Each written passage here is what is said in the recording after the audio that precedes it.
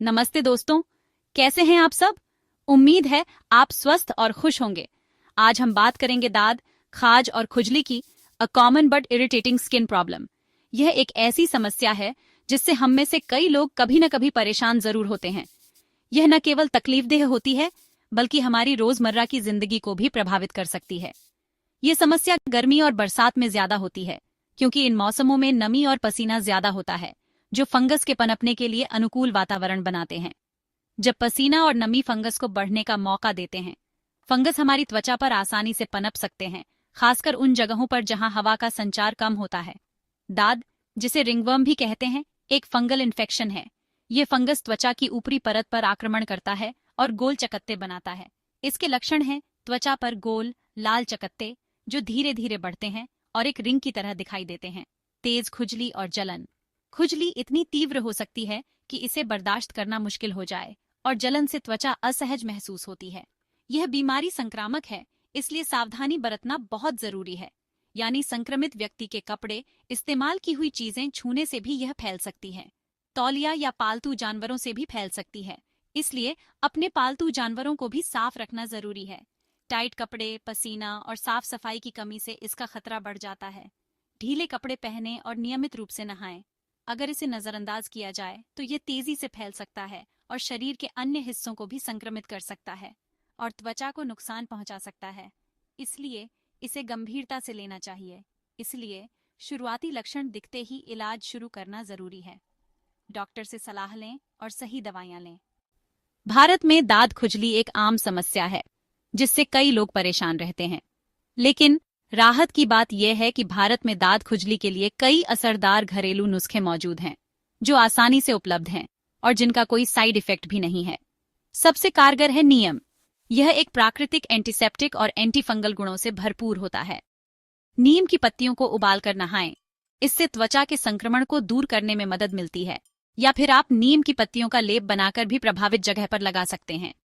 नीम की पत्तियों को पीसकर सीधे दांत पर लगाने से भी आराम मिलता है। हल्दी भी बेहतरीन है। यह एक शक्तिशाली एंटी इन्फ्लेमेटरी और एंटीबैक्टीरियल गुणों से भरपूर होती है। हल्दी पाउडर में पानी या नारियल तेल मिलाकर पेस्ट बनाएं। नारियल तेल हल्दी के गुणों को और बढ़ा देता है और इस पेस्ट को दांत पर लगाएं। हल्दी दांत के कारण होने वाली जलन और खुजली को कम करने में मदद करती है।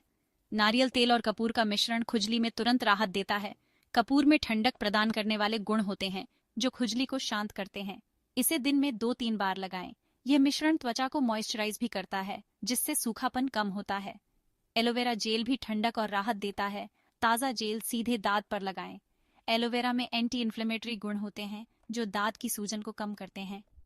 लहसुन का रस नारियल तेल के साथ मिलाकर लगाएं क्योंकि लहसुन में एंटी फंगल गुण होते हैं जो दांत के संक्रमण को कम करने में मदद करते हैं। लेकिन सीधा न लगाएं क्योंकि यह त्वचा को जला सकता है। हमेशा नारियल तेल के साथ मिलाकर ही इस्तेमाल करें। इन उपायों को नियमित रूप से अपनाएं और धैर्य रखें। प्राकृतिक उपचारों को असर दिखाने में समय लग सकता है, लेकिन ये सुरक्षित और प्रभावी होते हैं। अगर आपने घरेलू उपायों को आजमाया है, जैसे कि नीम का लेप या हल्दी का पेस्ट, और 1 हफ्ते के अंदर आपको कोई खास सुधार नहीं दिखता है, तो ये एक संकेत हो सकता है कि आपको अब डॉक्टर से सलाह लेनी चाहिए। कई बार घरेलू उपचार हल्के संक्रमणों के लिए प्रभावी होते हैं, लेकिन अगर 1 सप्ताह बीत जाने पर भी आपको कोई राहत नहीं मिल रही है, तो आगे बढ़ने का समय आ गया है।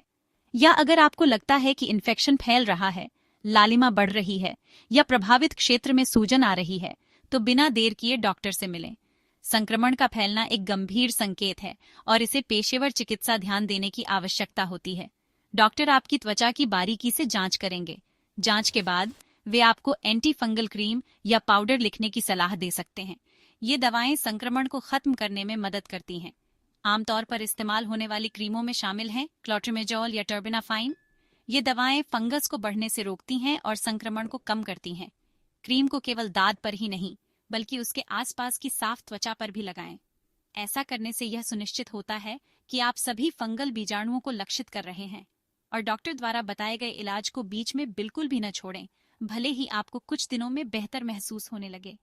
अगर इन्फेक्शन ज्यादा फैला हुआ है, यानी शरीर के एक बड़े हिस्से को प्रभावित कर रहा है, या यह आपके सिर या नाखूनों में हो गया है, तो यह अधिक गंभीर हो सकता है।